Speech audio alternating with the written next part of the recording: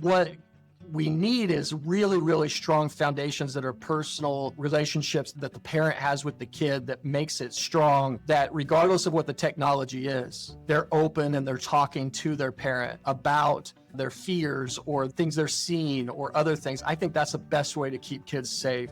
They are our best eyes. We can watch a lot of things, but we can't watch everything. That's the thing about technology now. It's not just virtually impossible, it's realistically impossible to monitor every single thing that's going on. And so the only way to do that is to have an environment in which people are willing to be open and talk about it. You're listening to the smartsocial.com podcast, your trusted source for real-world tactics that keep students safe and help them to shine online. I'm your host, Josh Oakes. Each week, I sit down with K-12 superintendents, district leaders, and community voices who are shaping digital safety. We discuss wins, struggles, and strategies used to guide students so they can be safe and successful online. Hi, my name is Mike Kimbrel. I'm the superintendent of the Park Hill School District in Kansas City, Missouri. We're a suburban school district that services about 11,500 K-12 students across 22 building sites. Superintendent, it's so great to have you here today. Now, after 230 plus superintendent conversations with your peers nationwide in about 45 plus states, we've heard some consistent trends, and I would love your advice on these trends, especially since my father is from Kansas, my mom is from Missouri, and you're right there kind of close to that border. So I feel like you're not only in the heartland of the country, but also it's a part of my roots. So I'm excited to chat with you today. But I want your advice first, Superintendent. Here's the challenges we're hearing from your peers nationwide, and every community is different, but for all of our audience listeners, you know that I'm always holding up a phone. Even though every community is a little unique, every kid seems to be begging for or already have an iPhone or an Android. And if they already have those phones, for all of our parent listeners right now nationwide, you know that they're begging for Fortnite, Snapchat, Instagram, TikTok, or any of the other apps, right? So Superintendent, here's what I'm hearing from your peers. Please set me straight. I will be taking notes. If anybody sees me looking down, it's because I'm learning from this expert that I have as a guest. So we hear that there's a big struggle right now with hidden direct messages. It could be in Instagram, TikTok, Snapchat. Next is dangerous TikTok challenges. Just heard about one yesterday with the superintendent. It's just these kids think that views are important and they want to do stuff to get attention. Group text messages are tough. There's a lot of anti-bullying or fear of missing out and stuff in there. And we hear that students chatting with unknown people. This is a really big passion of ours here at Smart Social, to make sure you know who your kids are talking with. Then there's an inappropriate content. Not only does it happen off campus, but we hear from district leaders such as yourself that it becomes their problem on Monday morning when we go back to school. And then last, this is the one that superintendents say is the most important, because Josh, if we could fix screen time and phone addiction, we wouldn't have any of these problems. Please teach me, which ones of these might you see as a big issue these days, trends, and are there any that maybe we've missed?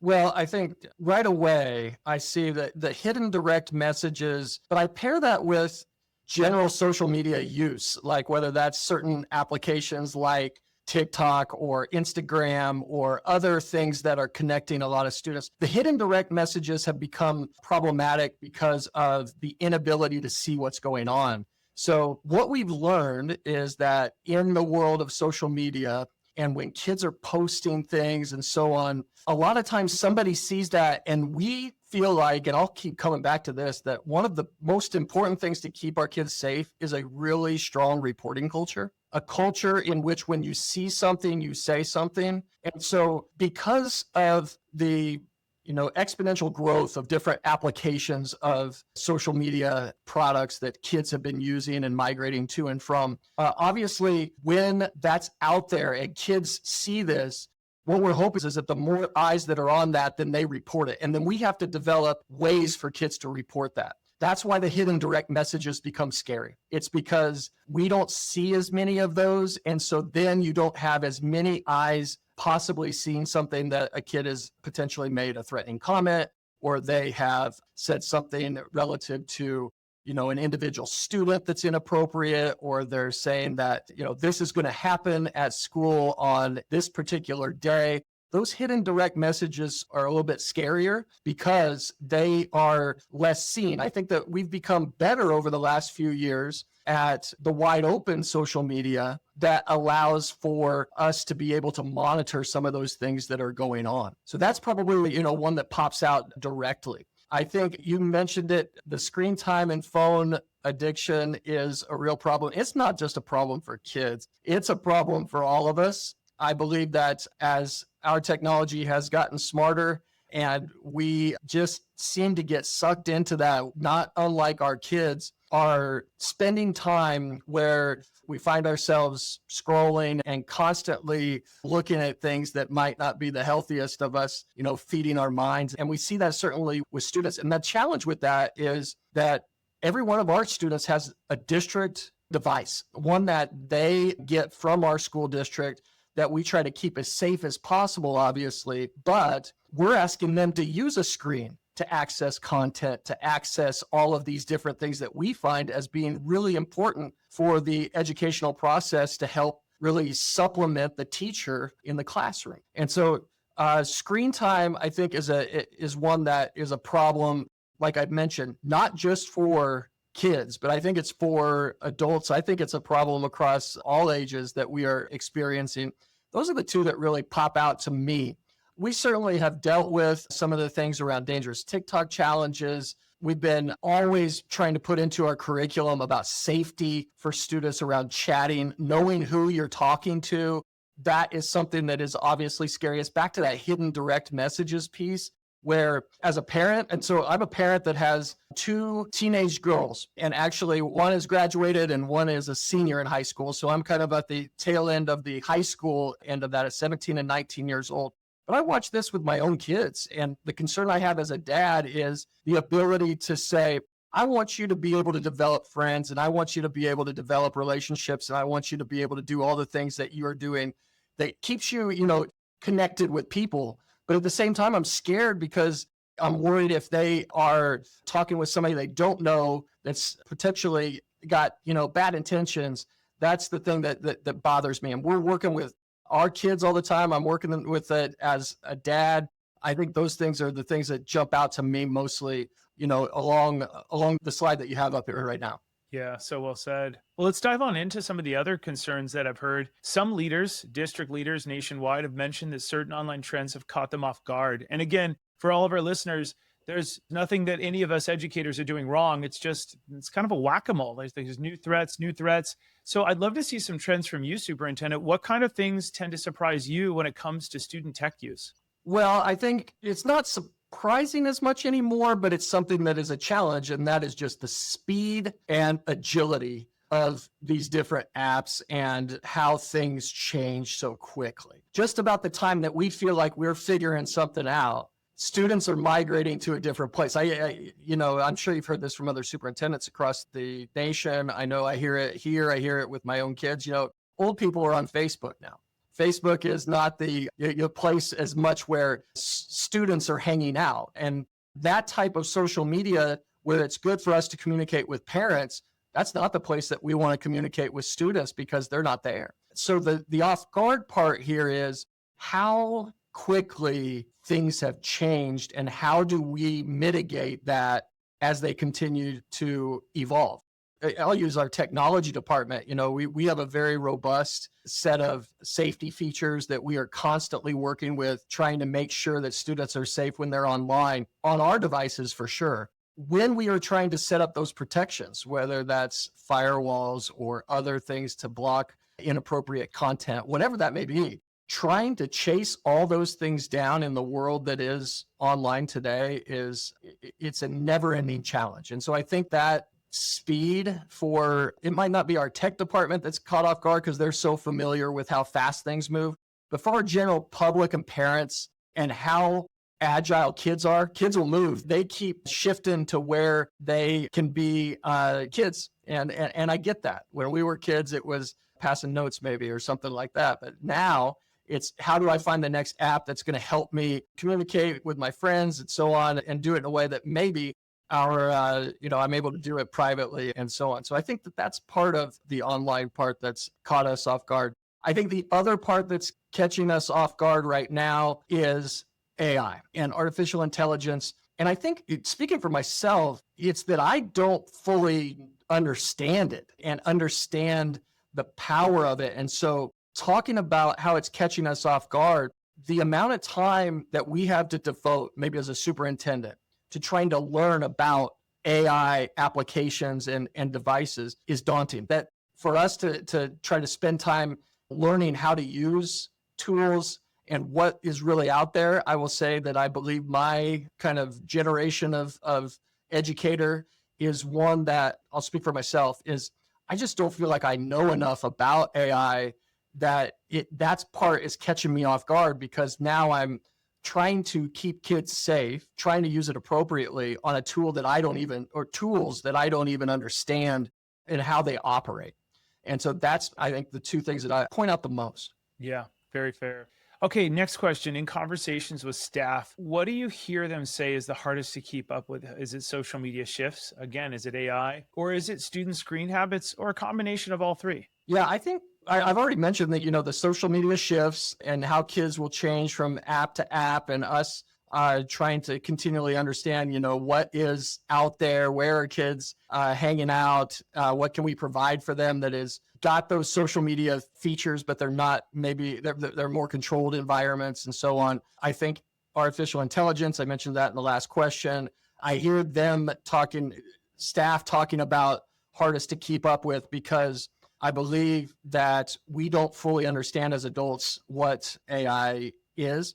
I think the screen habits is an interesting one. In the state of Missouri, we have just implemented statewide a cell phone ban. So we had a Senate bill that passed and was signed by the governor this last summer in legislative session, in which school districts are to put policies in place that are completely banning cell phones bell to bell. So from the beginning of the school day to the end of the school day.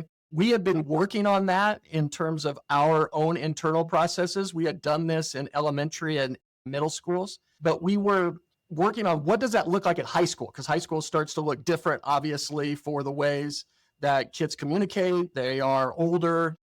This has become part of their world. And we had things in place, and then it was kind of a pretty sweeping decision by our legislature to go ahead and put this in place. So we adapted to where that's happening across. I think that the screen habits there have evolved. I think kids are the ones that I talk to when I go talk to them about their cell phone usage and what's really going on. Kids are still being kids, and I think that they're trying to find their ways around it. We're trying to find ways to best improve the learning environment. And that's really what it's all about, is to be able to have kids be more engaged. So I think it's a combination of all three. These are probably the main things. I think the first two with social media shifts and AI are probably the ones I hear the most about right now. And I think that the one that is probably the scariest to us is the AI conversation. And I think that one is one in which not only keeping up with, but not understanding the false assumptions we have about it, the things that we don't understand. And I think that leads to potentially making bad decisions about what we do with it. So true. Okay, so we often hear principals say that they feel pulled in many directions when it comes to digital safety and engagement. How can parents better partner with school staff to support students around screen time and social media safety? Well, I think one of the things is to have clear boundaries. And I think that that is probably the thing I would recommend to parents, is that, as a school district and as a school, we can do so much. And in fact, I heard that a lot in the conversations leading up to what led to our state, I think, going ahead and doing a full cell phone ban. And we were working toward a more restrictive practice of cell phones in the classroom and so on. And what I would caution parents on is wanting the school to be the police officer in this entire thing. And that just because they're, not on their phone, or they're minimally on their phone now from 8 to 3 or whatever their school hours are, that doesn't mean that now we should just let it just run loose outside of those hours. I think that as parents, we all have that responsibility to be able to create boundaries and understand what's appropriate use, how much is appropriate use. But I think that's part, what I think parents are expecting teachers to do is engage kids in classrooms, to engage them in learning. And I encourage parents to ask that question of themselves as well. How do I engage my kid? How do I engage them in real conversation? How do I do that with activity or other things that may not need, screen time and social media to happen. And I think if you do that, then the safety kind of follows that, because we're mitigating the use of it and, trying to minimize that somewhat. We obviously have the tools to be able to do a lot of things technologically that monitor and shut down systems and block apps and all these things that we have a technology department to, and families don't have their own tech department, right? So we would encourage parents to just really have conversations with their student to be able to be open about what's going on their phones or on their devices. And in an environment where a parent and a student have such a good relationship that when a parent grabs a student's phone or, takes a look at it, that there's not this, oh gosh, I hope they don't find what I'm looking, those type of things. There's an openness there. And I think parents can better partner with school staff when they have good relationships with their kids to be able to understand what their kids are doing online. And that's hard. That is so hard. I get it being a dad. And I think it's probably even tougher with younger kids now that are totally immersed in not only a digital world, but, a smartphone, AI world that is ever changing and accelerating. Great answers. So for all of our audience here today, you're either a parent, a superintendent, or something awesome in between. Parents ask us at my weekly evening events. We reach millions of people a year with our free parent night events. We hope all of you will come out. They're always asking different themes. Here's one of them that's really popular. Hey, Josh, what advice would you give a student to help them recognize some of the red flags of a dangerous stranger online? Well, let's hear from a real teenager about how she might help one of her friends recognize red flags.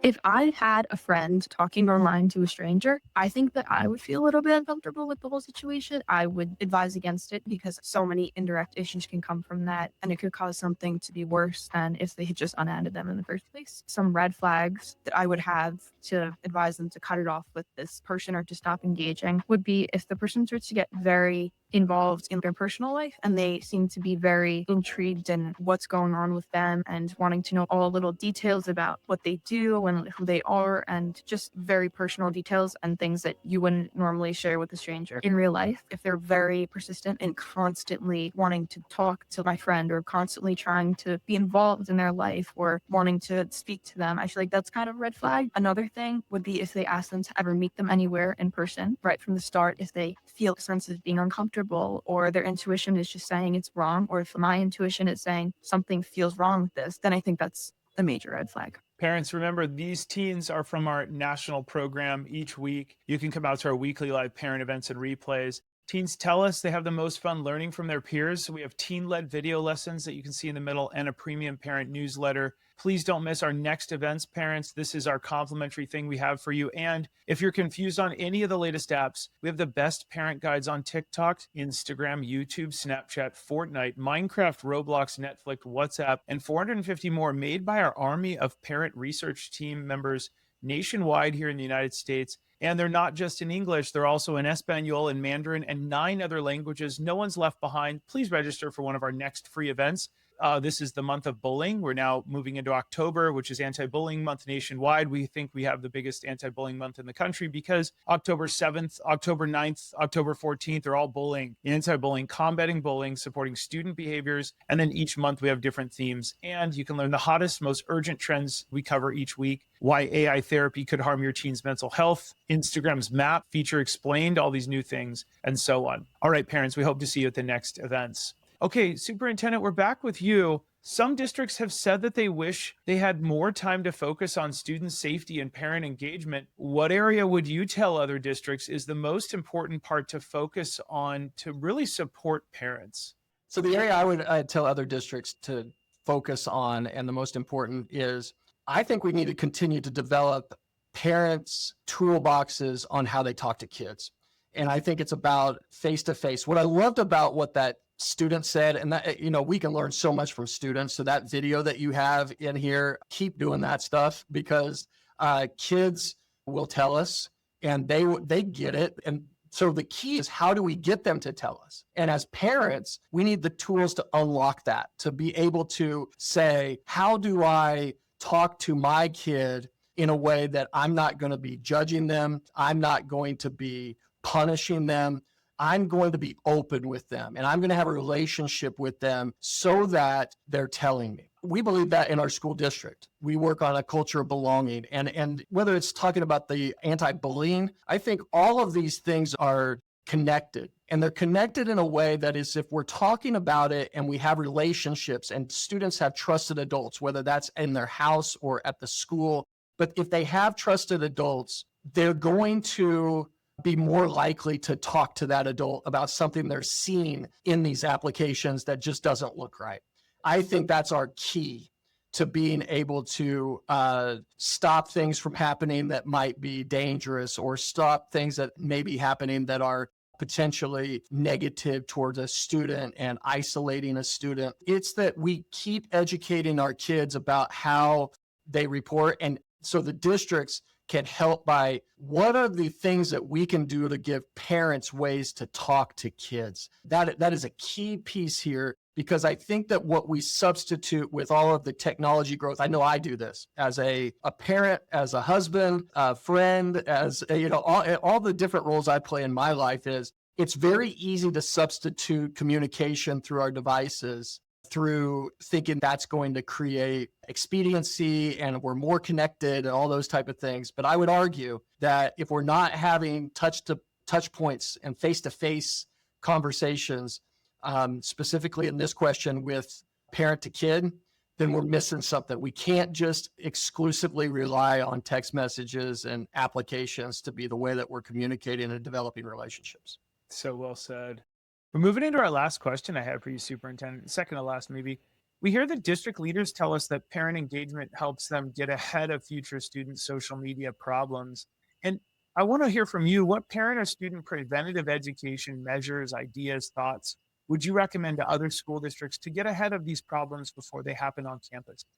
Right. And it's similar to what I said of the last question, that I believe that the relationship piece is the key. And the reason why I say that is because if the relationship is strong, then the social media can change, but the relationship is still strong. And so if a student is migrating between different applications or whatever, they still have the trusted adult in their lives that they are being able to be open with and say, hey, I got a friend that's talking to a person that I'm not so certain. And so it allows for that adult maybe to intervene and to be able to say, yeah, that doesn't sound right. And how can we help maybe make that a safer environment for students? What we've done in our school district that I think has been really effective, and I would encourage any school district to do, is to have ways to get toolboxes to more in the toolbox to parents. We've done webinar series. We did it around mental health, but a lot of that really has a similar root cause, in my opinion, and that's about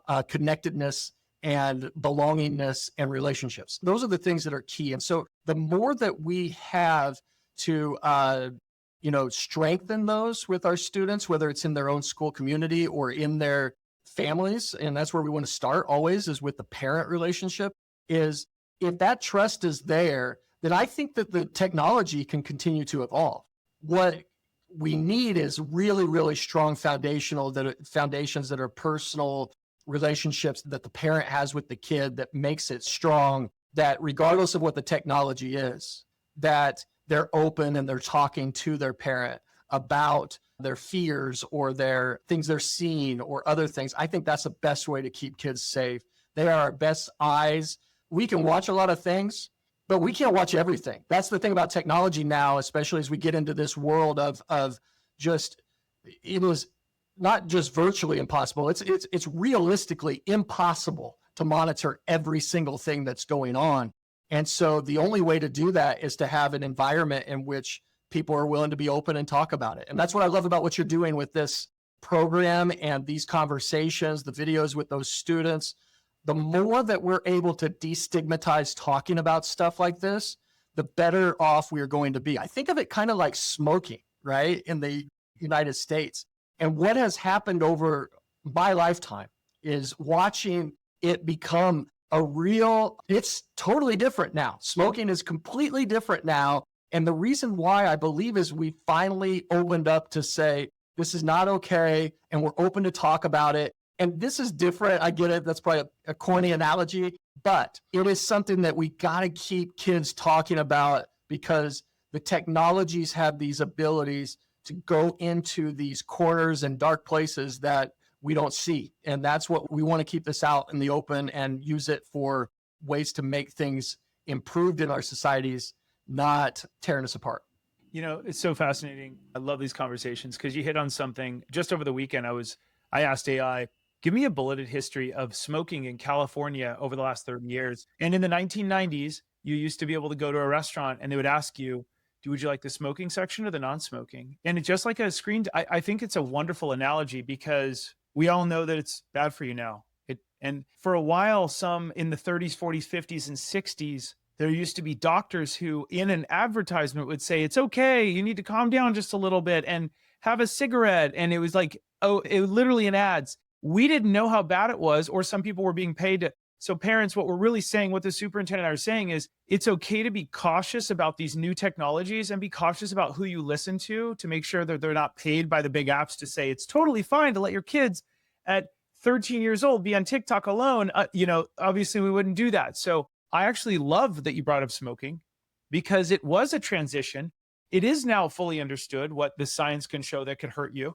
And we look back and go, yeah, that's a kind of a dangerous thing. Some people still do it. That's on them. That's fine. But we don't do it around kids. We don't let kids inhale that stuff. And I think it's the same with technology. We set a good example for them and we show them this can be really bad if you're too close to it. Okay, so what I want to do is dive into one final thing. How can we reduce online bullying for all of our parents, superintendents, and everyone in between? You know that it's anti-bullying month in the month of October. And Smart Social hosts 50 plus live parent evening events, more like 60, in not only in English, but in Espanol and Mandarin and everything else. And really, I want to ask, this is one of the biggest questions we get is, hey, Josh, my daughter's best friend is being cyberbullying. What can my daughter do to best support her friend? Before we dive in to our district leaders, our superintendents' tips, I want to hear from a real teen here on how she would support a good friend of hers. To me, cyberbullying looks like repeated instances of harassment and saying hurtful or derogatory things towards others, especially if it is a one-on-one connection with that person. Bullying can make the recipient feel alone, secluded, or as if the false things the bully is saying are true, even though that is often come from hurt feelings and personal bias. I have had a friend who had some bullying issues, specifically on the app Discord, someone that they thought they were friends with, but kept harassing them. Their approach was to block all notifications from that site and try and figure out a way around it to approach that person. My response was essentially to just say, hey, I'm here. I understand if you don't want to talk to me through Discord, because that's how we talk, just so you don't have to deal with that. But I'm here. I have trusted adults if you don't, and to just work with her to get to an end solution. Okay, parents, just like the superintendent said, and you're going to notice district leaders nationwide, we really have a similar heart. We do believe that you cannot outsource the safety of your kids to Google and Microsoft and all these big companies. God bless them. They're great companies. We don't get paid by them here at Smart Social. We only work with parents and school districts. So we're going to give you the honest answers. The only safety app in the world that'll protect your child is that rich dialogue that's ongoing, that unfortunately takes some effort. We apologize ahead of time, but I'm going to give you some dialogue starters here, and then we're going to get input from our superintendent here who's going to tell us his advice. But these dialogue starters, you make them your own. If they don't work for your family, that's fine. If your kids roll their eyes, you get 5 extra points from Smart Social if your kids ever roll their eyes at instruction or opening up dialogue with them, because that means you're trying and the kids are listening, even though they act like they're not. So you might consider in the car ride to or from school or around the dinner table, hey, I came across some information about cyberbullying and how it's hurt a lot of people lately. Have you ever seen or experienced something like that, right? Just open-ended, make it your own, memorize one of these and adjust it. Hey, if someone ever said something mean to you or others online, would you feel comfortable telling me about it? I want you to know I'm here to help, not judge. And maybe they'd go, no, mom, you're lame. Okay, well, I just want you to know that Aunt Christina is somebody else you can go to, or whatever, right? Opens a dialogue and you can figure out what the lowest common denominator is for your kid talking to someone you love and trust. I've noticed that you seem more withdrawn lately and upset after using your phone or computer. Would you like to talk about what's been happening online? Opening that up so that they know they can come to you without judgment or shame. And then the last one, I've heard stories about kids struggling with online behavior, both on the receiving end and sometimes participating in it. If you ever find yourself in a difficult situation, know that we can figure it out together. That leaves an open door. Again, your kid rolls their eyes, you get 5 extra points because we want you to open that dialogue. Even if they don't want to listen, they will come to you probably someday. Superintendent, what are a couple of your tips on how parents can best open up a rich dialogue with their kids? Just like you said, the social media apps will change every few years, but that dialogue never gets old. Yeah, I love these questions and I love these statements because what they're doing is they are reinforcing that the parent is there. And you're right. Students and kids at some points are going to say, Mom, you just don't get it, or Dad, you just don't get it. And that's normal. I want parents to know that that's normal, that when your kid is saying that you don't get it, even though we did the same thing to our parents, I think. So I think that that's pretty normal. I just think that they live in a different world right now that we are all trying to figure out together. So I like the idea of approaching it with curiosity and the way that these questions frame it. And I think that you could even take it a little bit wider and make it just to where, as a parent saying, I've heard about this thing called cyberbullying. What do you know? Well, what does that mean? I've heard this term cyberbullying. What is that about? And just leave it very open-ended to just get that dialogue started. I also like how it's not many of these questions, it's not accusing the kid of doing something wrong. I think that we need to understand that kids are going to use devices. They are going to use applications. They're going to talk with friends about it. And in fact, they're going to feel like they're left out if we block them. And I think if we try to just clamp down on everything, then that could be a recipe to backfire. And I think that what we need to do is learn how to work with it and work alongside it. Now, age appropriate, of course. I'm not suggesting at all that kids that are under, middle school age should have access to any of these type of things and so on. But I really like this idea about these high-end talking about terms. I think the parent can walk in and just play dumb. They can say, I don't know anything about this. Teach me. I've watched these 2 videos on your content here, and I'm learning things. And it's because if we just ask the kids and let them talk about it, they know what's going on. And so how do we cultivate a relationship that they're willing to tell us this? Because when we need it the most, when that bad thing has happened or something is going on, that a student sees something that is a threat or a potential inappropriate communication going on with, a stranger or any of these things that we've been talking about and that we're scared about, that's the time that we need all this work to already be done. We can't wait until that happens for the students to then think that they're going to come to us. We need to have these open dialogues happening now and have it be a safe environment that's happening when potentially there hasn't been any nefarious things going on yet. And allowing the parent to, I think, be the learner here. Let the kid teach you. Let the kid explain, this is what it looks like. This is what's going on. Hey, Mom or Dad, you really don't know what's going on. Nope, I don't. Can you show me? Or how does that work? The more curious we're about it, the more I think that student's going to open up to us.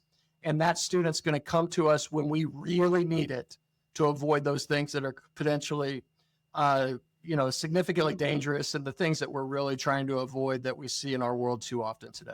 Great tips. So many good tips and suggestions from you here today. Superintendent, you took a lot of time out of your busy day to join us here today. Thanks so much for joining us. Well, thank you for having me. This is a very important topic. I am happy to contribute in any way I can. And best of luck to all the work that you guys continue to do. This is good work. Keep it up. Thank you so much. To all of our audience, remember, it's all about keeping your kids safe so they can be successful someday using these digital tools, not keeping them from them. And a big part of what we want to remind parents in our final word is remember to keep it light, bright, and polite when you're posting online, because your kids are modeling what you do online. We want to make sure they're modeling the right things. I'm Josh Oakes, the founder of smartsocial.com. Thanks for joining us on today's episode. We really appreciate it. Please join one of our free 50+ annual events. They're every single week. Sometimes we have 2. You can join other parents, learn about questions you didn't know that they're asking so you can get ahead of it, like the superintendent said, because we really are a village nationwide learning from each other. And we hope that you'll jump into one of those events, learn, we do giveaways and so on. Okay, everyone, you have a great rest of the day. We'll see you all on the next episode. Have a great rest of the day. Thanks for spending time with the smartsocial.com podcast. If today's insights were useful, please share the episode with a fellow parent or educator and subscribe so you never miss our next conversation. And parents, make sure to join one of our next live online events each week to keep your family safe and also enter for a chance to win cool prizes. You can learn more at smartsocial.com. I'm your host, Josh Oakes, and parents, remember to keep it light, bright, and polite because your kids are watching what you're doing online. I'll see you on the next episode.